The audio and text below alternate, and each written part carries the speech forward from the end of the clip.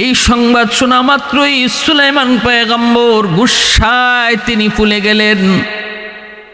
কষ্কে উদ্ভুত, আমার রাজ্যের ভিতরে কোন রানী রাজত্ব করবে, তাও আবার আমার আল্লাহকে না চিনা, সূর্যের পূজা কইরা আমার রাজত্বের ভিতরে কোন রানী রাজত্ব করবে, হয় না, ইম্পসিবল। ঘটনা সত্য না, আমার বিশ্বাস হয় না। হুদহুদ কয় নবী গো 100% সত্য। পয়গম্বর কয় তাহলে তুমি সত্যতার প্রমাণ দাও, দলিল দাও। এই জেনেও আমি একটা চিঠি লিখলাম, কোথায়, তাড়াতাড়ি কাগজ কলম নিয়ে আসো। পয়গম্বর সুলাইমান এইবার তিনি রানী বিলকিসের নামে একটা চিঠি লিখলেন। ইন্নাহু বিসমিল্লাহির রহমানির রহিম, ইন্নাহু মিন সুলাইমান ওয়া ইন্নাহু বিসমিল্লাহির রহমানির রহিম। প্রথমেই তিনি লিখলেন, সুলাইমান, আমি সুলাইমানের পক্ষ থেকে তোমার কাছে চিঠি। আর পরের লাইনটাই ছিল আমার আল্লাহর নামে আমি শুরু করলাম। নবী আল্লাহর নামে চিঠিটা শুরু করলেন। এতে করে বোঝা গেল যে কোনো কাজ বিসমিল্লাহ বলে শুরু করা শুধু আমার নবীর সুন্নত নয়, সকল পয়গম্বরের সুন্নত হলো যে কোনো কাজ বিসমিল্লাহ কয়া শুরু করা। বিসমিল্লাহ বলে যেই কাজ শুরু করা হয় এই কাজের মধ্যে আল্লাহ বরকত দেয়। এই কাজটা আল্লাহ তার নিজ জিম্মাদারিতে সমাপ্ত করে দেয়। শুরু হবে যেই জিনিসটা, যেই কামটা আল্লাহর নামে, শেষও করবেন সে আল্লাহ, আল্লাহর জিম্মাদারিতে।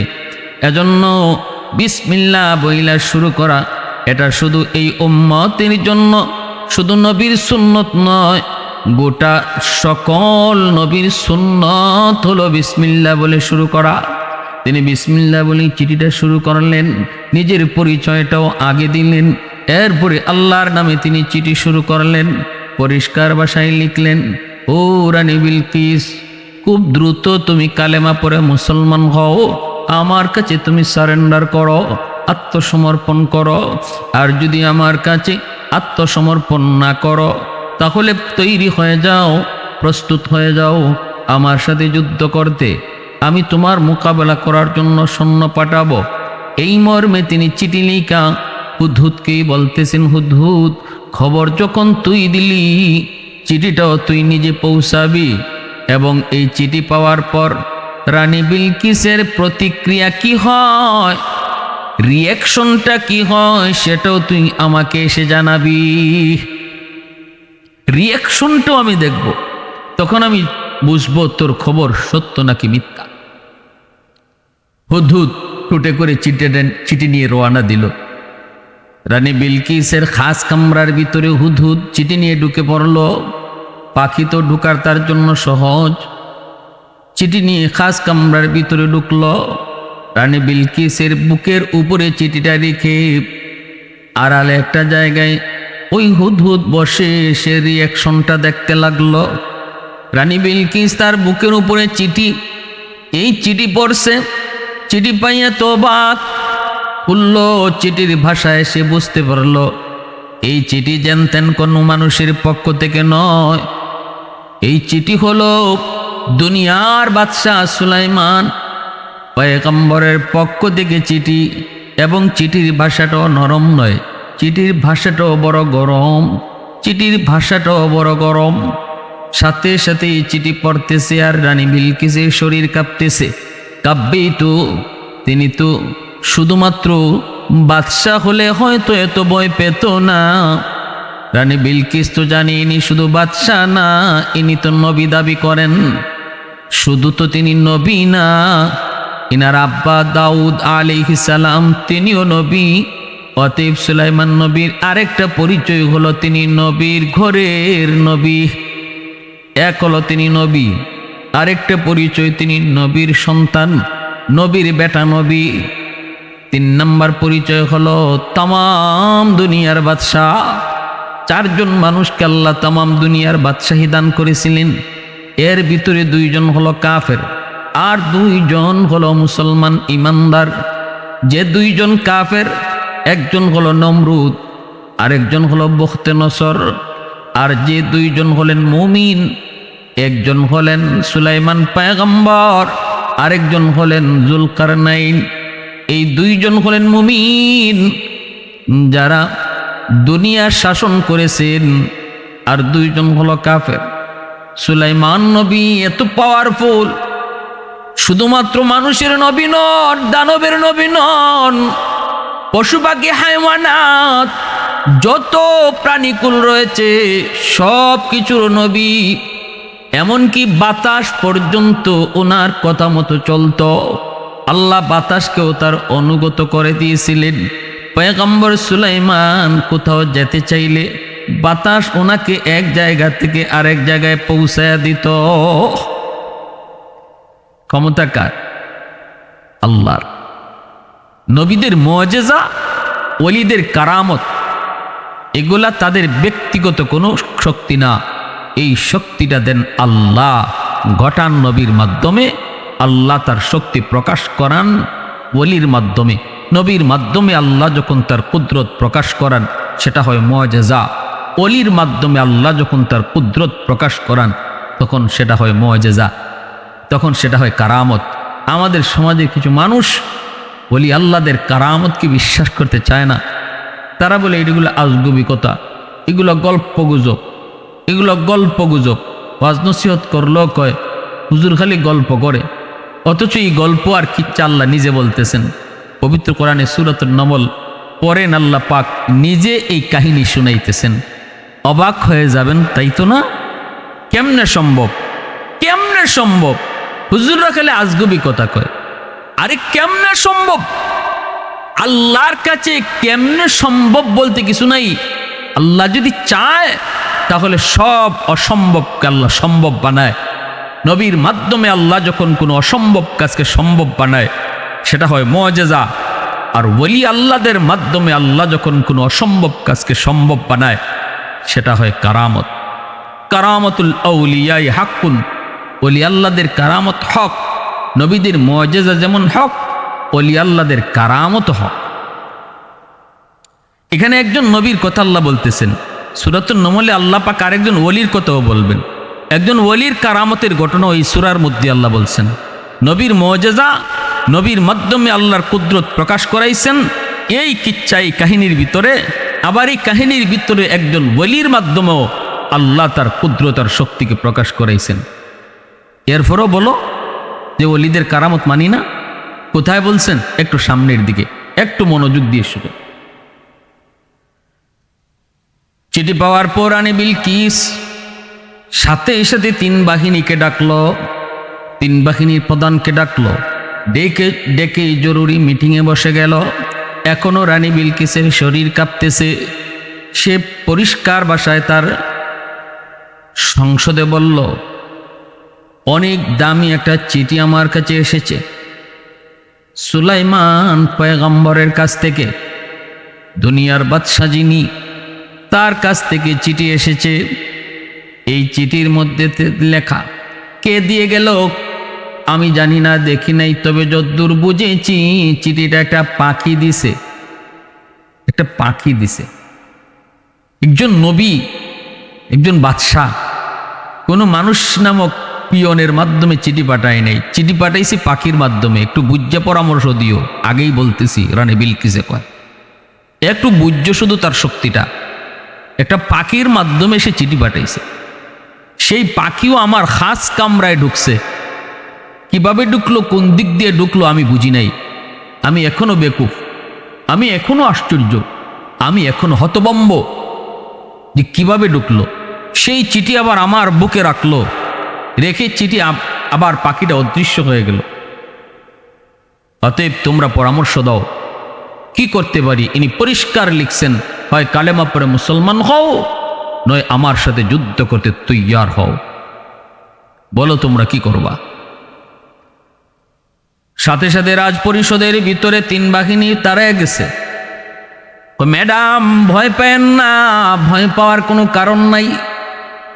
আমরাও ক্ষমতার দিক দিয়ে কম না, আমরা সব ধরনের অস্ত্র, সব ধরনের শক্তি, সব ধরনের পাওয়ার আমাদের কাছে রয়েছে।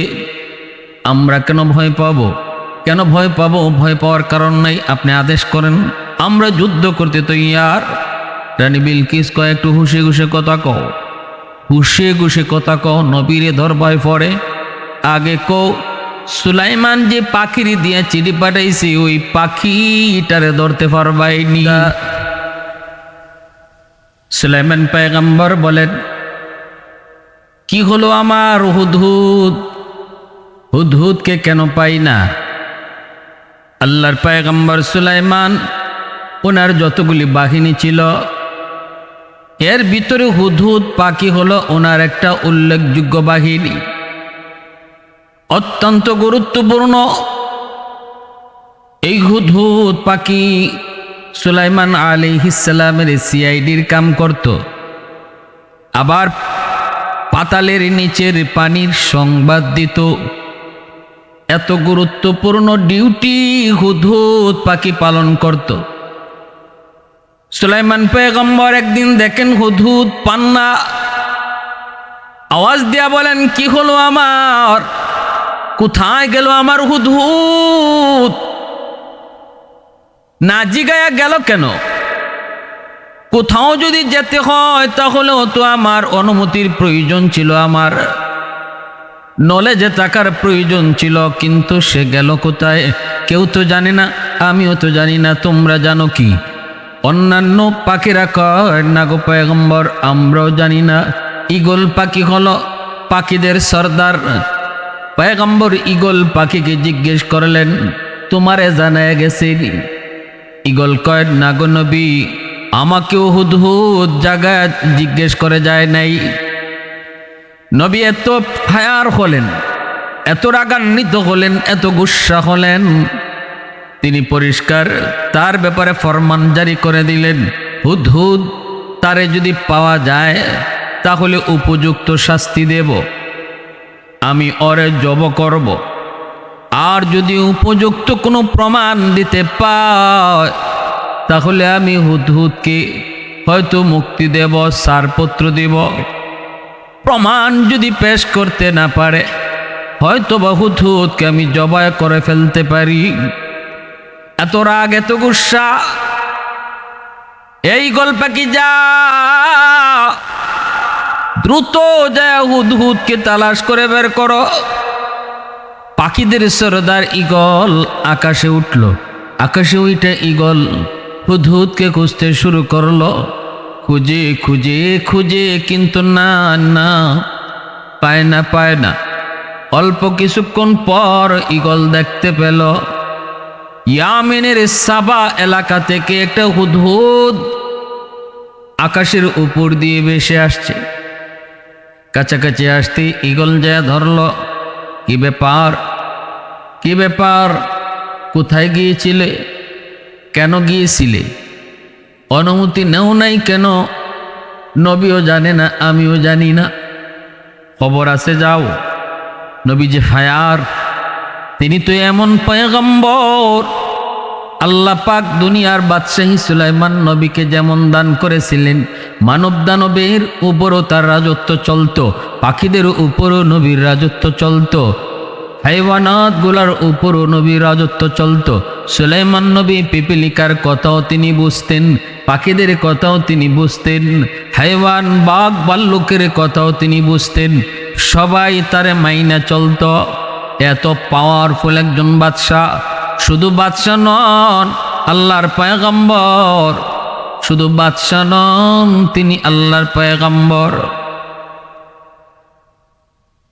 হুদহুদ যদি উপযুক্ত কোনো প্রমাণ পেশ করতে না পারো, জানি না আজ তোমার কি হালত হয়। হুদহুদ হয় কয়, টেনশনের প্রয়োজন নাই, নবী কইছিনি উপযুক্ত কারণ দর্শাইতে পারলে আমাকে মাফ করবি, কথা কইছিনি, না গেলেই জব করে লইব, আত্মপক্ষ সমর্থন আমার আসেনি, নাকি আমার কথা শোনার আগে আমার মৃত্যুদণ্ড? কয় না না, নবী এমন বলে নাই। নবী তোমাকে সুযোগ দিবে, নবী তোমাকে সুযোগ দিবে আত্মপক্ষ সমর্থনের। তুমি নিজের কথা তুমি ব্যক্ত করবে, যদি উপযুক্ত মনে করে তবেই তুমি শাস্তি থেকে রেহাই পাবে। আর যদি তোমার কথা নবীর উপযুক্ত মনে না হয় তাহলে কিন্তু তোমার খবর আছে, লাযবাহান্না। নবী কইছে তোমার জবাই করে ফেলবে। ঠিক আছে, অসুবিধা নাই। তো নবী যদি আমাকে এতটুকু সুযোগ দেন যে আমি আমার কথাটা বলবো, তাহলে আমার আশা যে আমি মুক্তি পাবো, বরং আরো পুরস্কারও পাইতাম পারি। ইগল কয় তাহলে চলো। সুলাইমান পয়গম্বরের সামনে এসে হাজির। এইবার নবী জিজ্ঞেস করে বলো, কই ছিলা, কোথায় ছিলা, কেন গিয়েছিলা? হুদহুদ কয়, নবী গো, আমি এমন এক খবর আপনার জন্য নিয়ে এসেছি, যেই সংবাদ আপনি আগে কখনো পান নাই। এমন এক খবর, যেই খবর আপনারে আমার আগে কেউ দেয় নাই, এমনকি আপনি নিজেও জানেন না। এমন এক গুরুত্বপূর্ণ খবর আমি আপনার জন্য নিয়ে এসেছি গো নবী। সুলাইমান নবী বলতেছে, কি এমন খবর তাহলে বলো?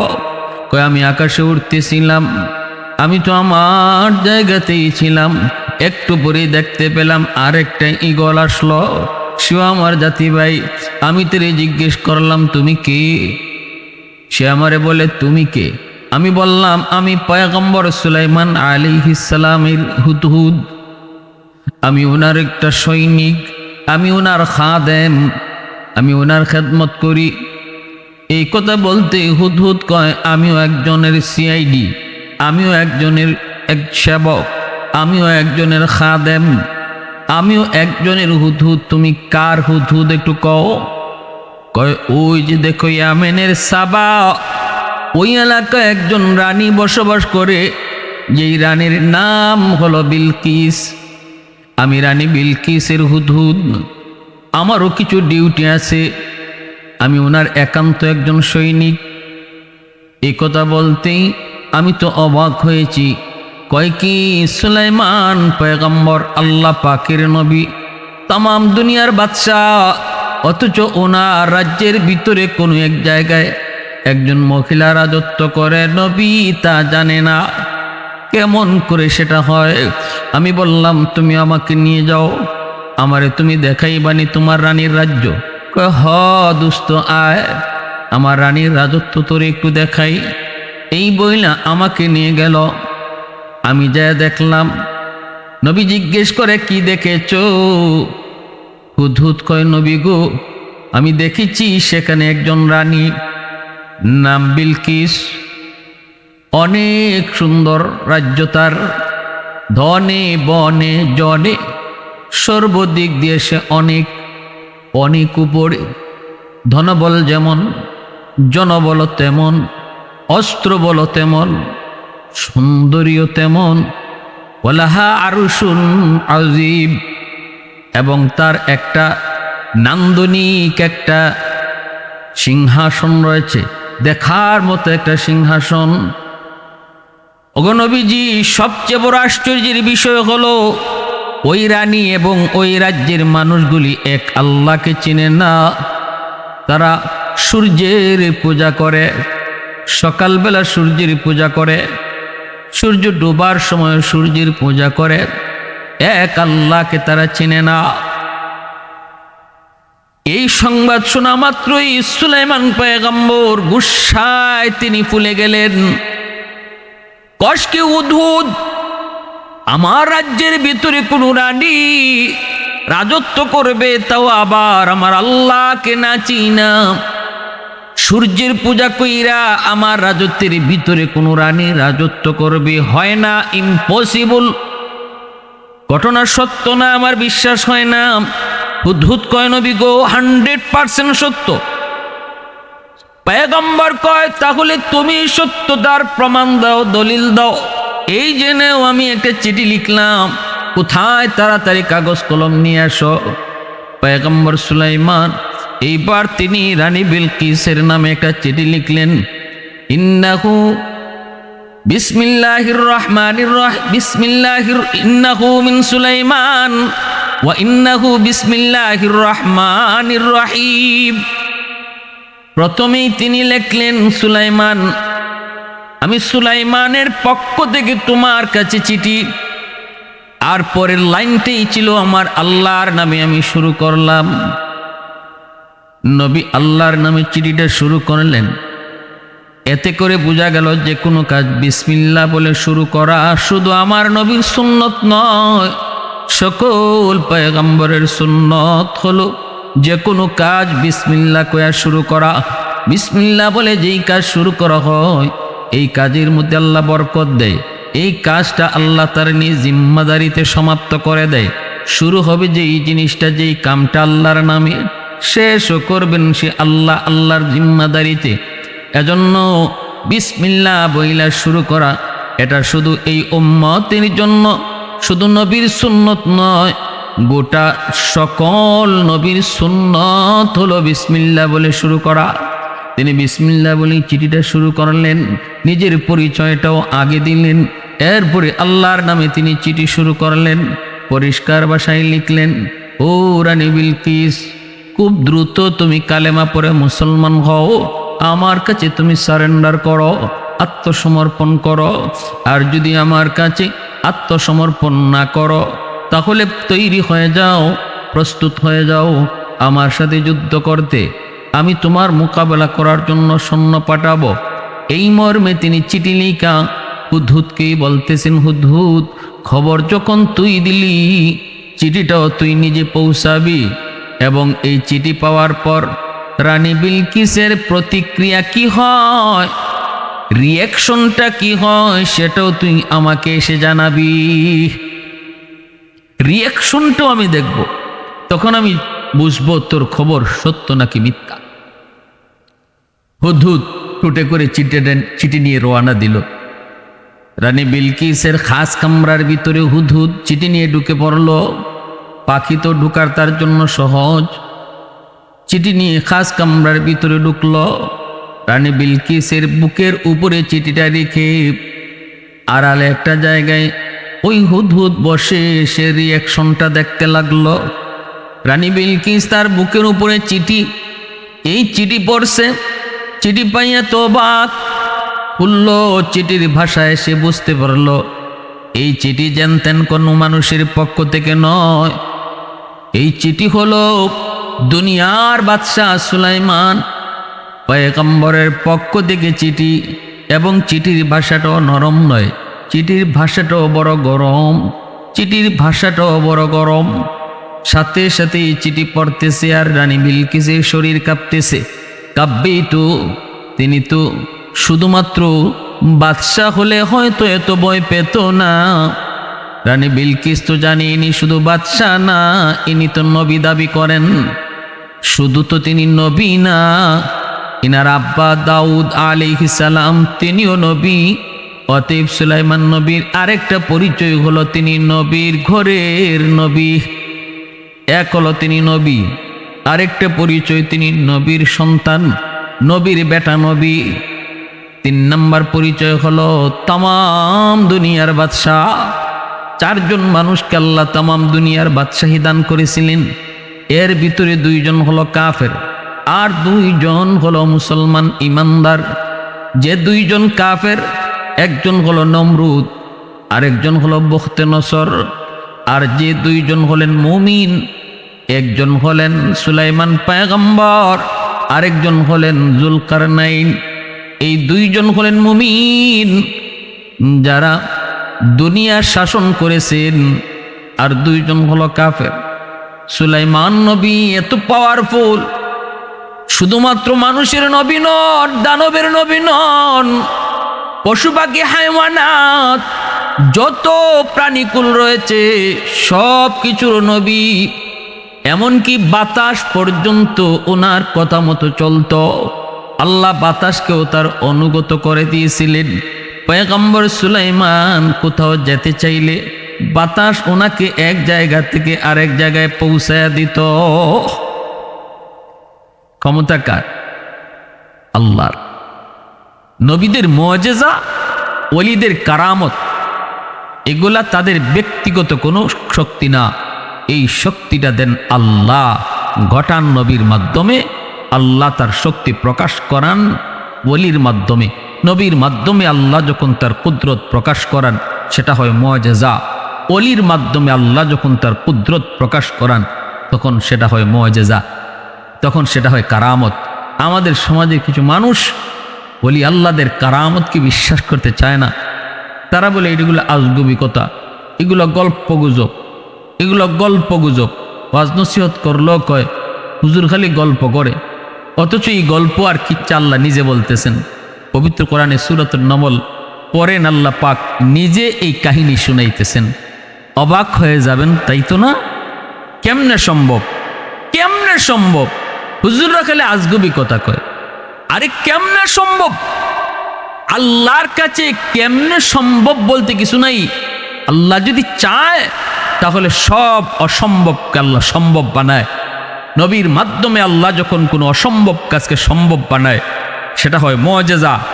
আর ওলি আল্লাহদের মাধ্যমে আল্লাহ যখন কোনো অসম্ভব কাজকে সম্ভব বানায় সেটা হয় কারামত। কারামতুল আউলিয়াই হাক্কুন, ওলি আল্লাহদের কারামত হক।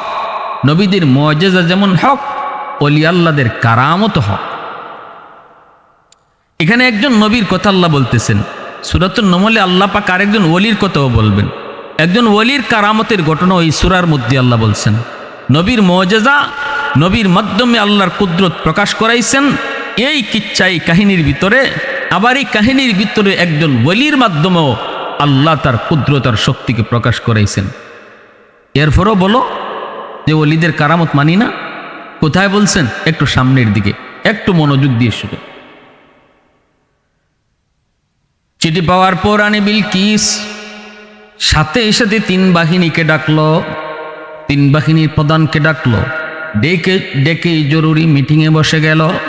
এখনো রানী বিলকিসের শরীর কাঁপতেছে।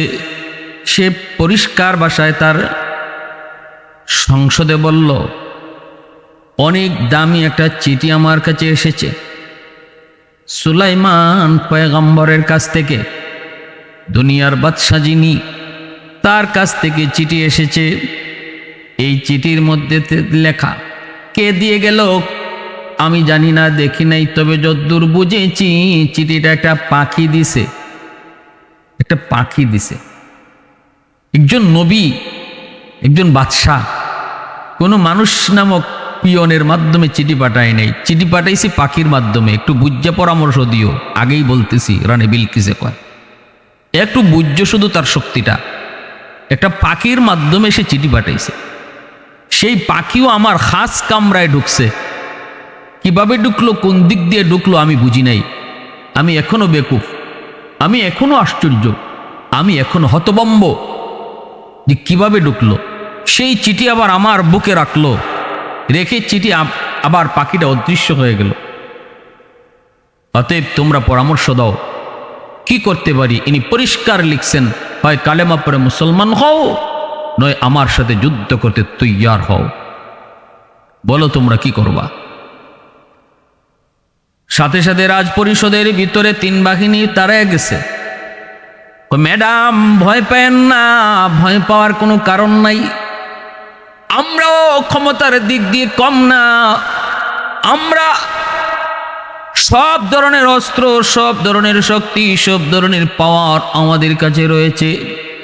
আমরা কেন ভয় পাবো? কেন ভয় পাবো? ভয় পাওয়ার কারণ নাই। আপনি আদেশ করেন, আমরা যুদ্ধ করতে তৈয়ার। রানী বিলকিস কয় একটু হুশে হুশে কথা কও, হুশে হুশে কথা কও, নবীরে ধরবায় পড়ে।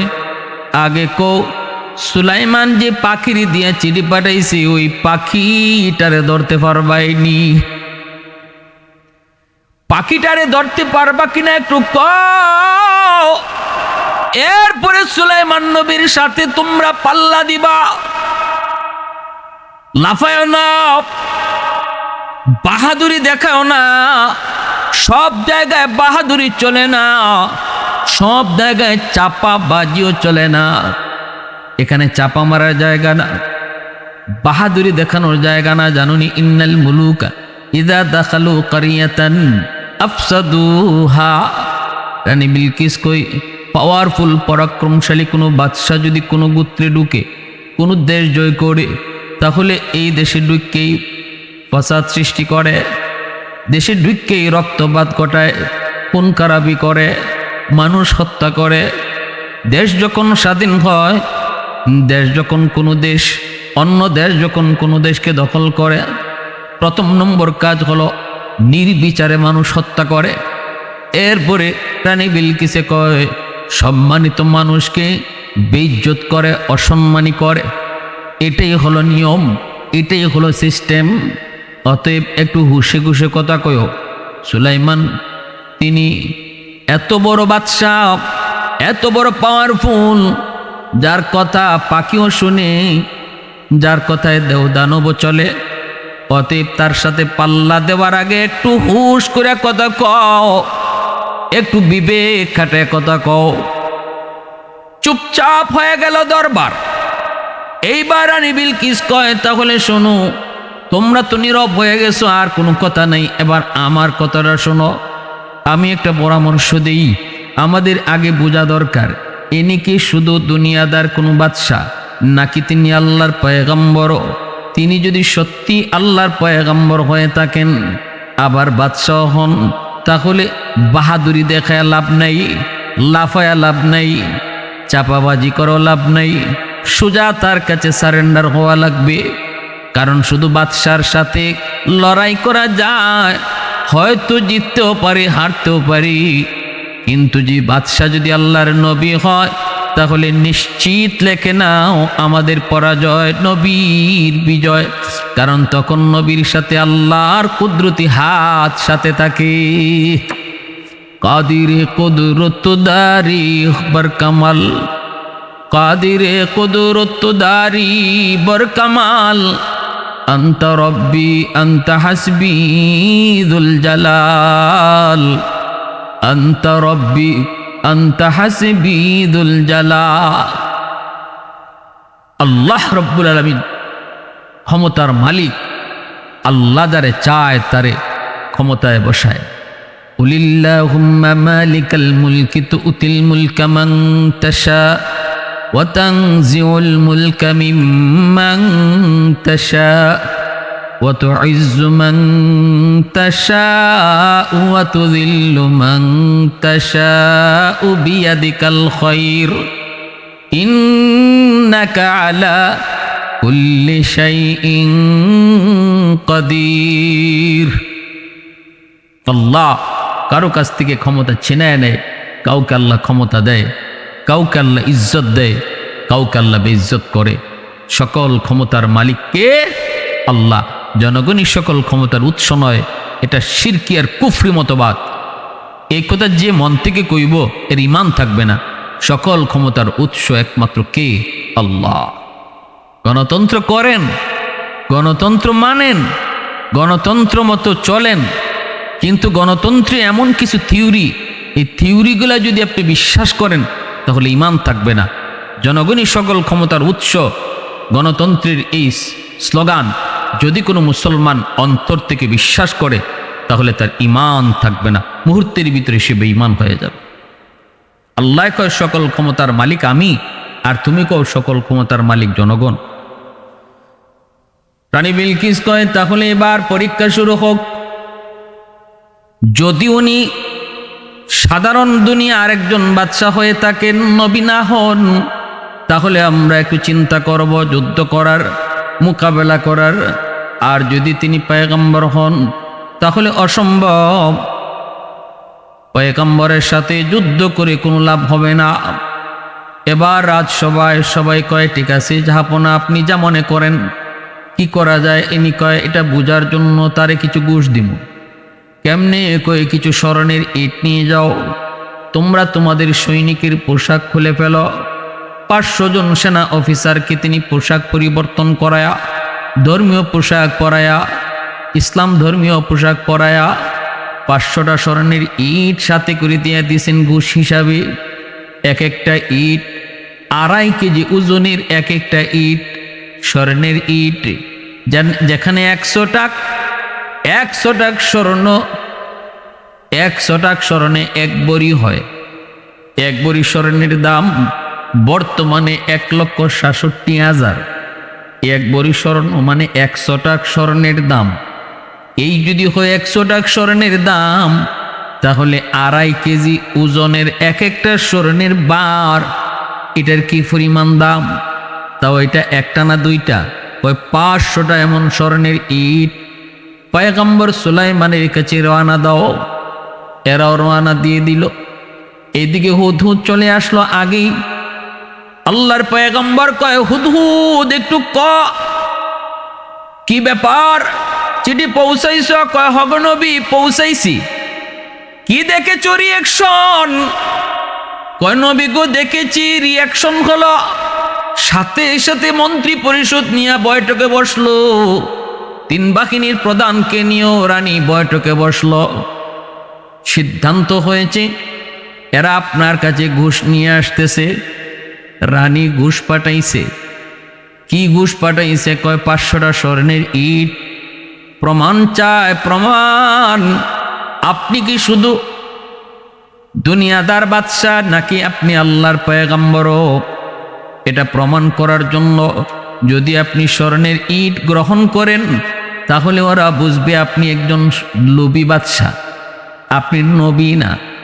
আর যদি স্বর্ণের ইট গ্রহণ না করেন, তাহলে ওরা বুঝবে আপনি শুধু বাদশা না, আপনি আল্লাহর পয়গম্বরও। রানী বিলকিস কয়, নে আর একটা পাথর দিয়ে দিলাম। এই পাথরটার ভিতরে একটা চিকন সরু একটা রাস্তা আছে। এই চিকন সরু রাস্তাটাও আবার আঁকা বাঁকা। এই পাথরটা সুলাইমান নবীর কাছে দিবা আর বলবা, এই চিকন পাথরের ভিতরে যে চিকন সরু একটা রাস্তা, এই রাস্তাটা দিয়ে যেন সে সুতা ঢুকাইয়া দেয়। এটা নিয়ে 500 জন সেনা অফিসার রওনা দিছে।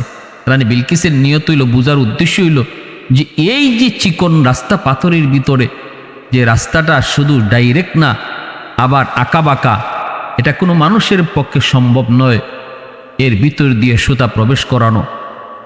যদি তিনি নবী হন, তাহলে আল্লাহ চাইলে সম্ভব, মানুষের পক্ষে সম্ভব নয়। এই কারণে সে বলছে, নাও সুতা ঢুকে আইনো। 500টা স্বর্ণের ইট, এক একটা ইট 2.5 কেজি ওজনের, নিয়ে 500 জন সেনা অফিসার রওনা দিল। আমার ভাইরা, বন্ধুরা, যুবক, এই খবর যেই মাত্র সুলাইমান পয়গম্বরের কাছে হুদহুদ পাখি জানায়া দেয়, সাথে সাথে পয়গম্বর দেওদানবকে আদেশ করলেন, তোমরা আমার রাজদরবার থেকে কয়েক কিলোমিটার রাস্তা স্বর্ণের রাস্তা বানাইয়া স্বর্ণের কার্পেটিং করে দাও। প্রতিটা ইট যেন হয় স্বর্ণের, কার্পেটিং হয় যেন স্বর্ণের। 1-2 কিলোমিটার না, অনেক কিলোমিটার রাস্তা। মেইন রোড থেকে আমার দরবার পর্যন্ত আসতে 6 কিলোমিটার আছে। এই রাস্তাটা স্বর্ণের কার্পেটিং করে দাও। আবার দুনো পাশে গরু ছাগল বেঁধে রাখো, ওরা যেন পেশাব পায়খানা করে। এরা ঢুকতেই যেন বুঝে এই স্বর্ণের প্রতি আমার কোনো লোভ নাই। আর যে 500টা স্বর্ণের ইট নিয়ে আসছে, 500টা স্বর্ণের ইট, 500টা স্বর্ণের ইট রাখা পরিমাণ জায়গা তোমরা খালি রেখে দিও। এটার একটা হিকমত আছে। 500 ইট রাখার জায়গাটা খালি রাখবা, রাস্তা করবা ঠিকই, কিন্তু এতটুকু জায়গা খালি রাখবা। এইদিকে তার বাহিনী আসতেছে, 500 জন সেনা অফিসার স্বর্ণের ইট নিয়া যেই মাত্র পয়গম্বর সুলাইমানের রাজদরবারে ঢুকবে, এর আগে থেকেই দেখতে পেল দরবারের এই কয়েক কিলোমিটার রাস্তা স্বর্ণের রাস্তা দেখা যায়। অবস্থা বুঝে তারা আশ্চর্য হয়ে গেল, অবাক।